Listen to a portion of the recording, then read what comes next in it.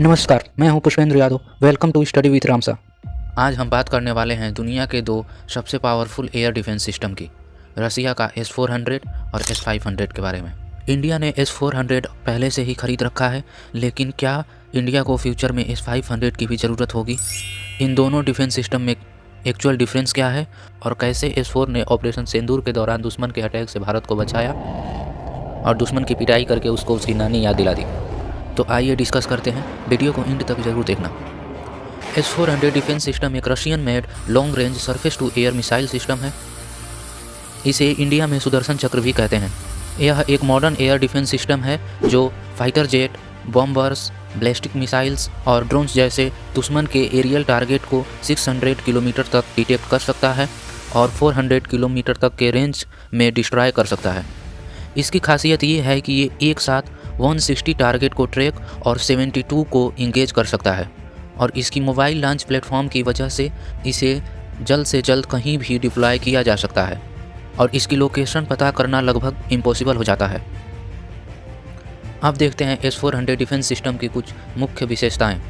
ये stealth fighters, bombers, cruise missiles और drones जैसे दुश्मन के एरियल थ्रेट को रोक सकता है। इसके एडवांस रडार सिस्टम 600 किलोमीटर तक के टारगेट को डिटेक्ट कर सकते हैं। इसका इंगेजमेंट रेंज है 400 किलोमीटर, यानी कि ये 400 किलोमीटर तक के टारगेट को डिस्ट्रॉय कर सकता है।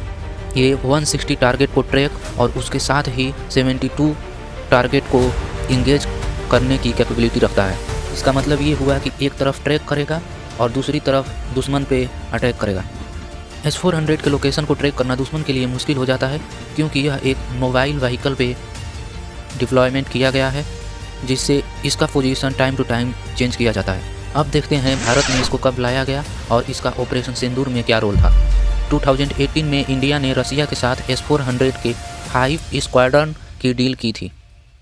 इस डील के बाद भारत के डिफेंसिव कैपेबिलिटी में काफ़ी बढ़ोतरी हुई है। ऑपरेशन सिंदूर के दौरान इंडिया ने इस सिस्टम का इस्तेमाल पाकिस्तान के ड्रोन और मिसाइल्स अटैक को रोकने के लिए किया था। S-400 ने ये काम बड़े ही एक्यूरेसी के साथ किया और सिर्फ भारत को प्रोटेक्ट ही नहीं किया, बल्कि पाकिस्तान के कई जेट्स और ड्रोन्स को मार गिराया। इस तरह अपने एडवांस टेक्नोलॉजी से भारत को प्रोटेक्ट करने के बाद S-400 ऑपरेशन सिंदूर का हीरो बन गया। अब हम बात करेंगे S-500 के बारे में। यह Russian made air defence system है जो ballistic missiles, hypersonic cruise missile, jets और लो अर्थ ऑर्बिट सैटेलाइट को हिट करने के लिए बनाया गया है। यह S-400 से ज़्यादा एडवांस है और इसे प्रोमदे भी कहा जाता है। इसका मतलब होता है दूरदर्शी। इसका मैक्सिमम इंटरसेप्शन रेंज है 6 किलोमीटर, जो इसे बहुत पावरफुल बनाती है। यह 3500 किलोमीटर लॉन्च रेंज वाली बैलिस्टिक मिसाइल को हिट कर सकता है। हाइपरसोनिक क्रूज मिसाइल को हिट करने के लिए खास तौर पर डिज़ाइन किया गया है। यह 500 किलोमीटर की रेंज में एयरक्राफ्ट को हिट कर सकता है।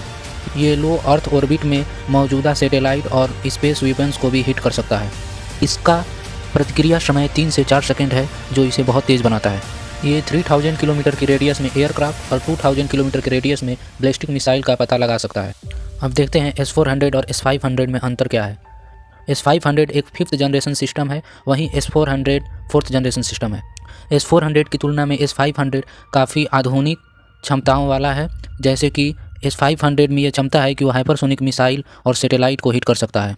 इसका मतलब ये हुआ कि S-500 S-400 से बहुत ही ज़्यादा तेज़ और आधुनिक क्षमताओं वाला है, लेकिन भारत अपना इंटरेस्ट S-400 को लेने में दिखा रहा है।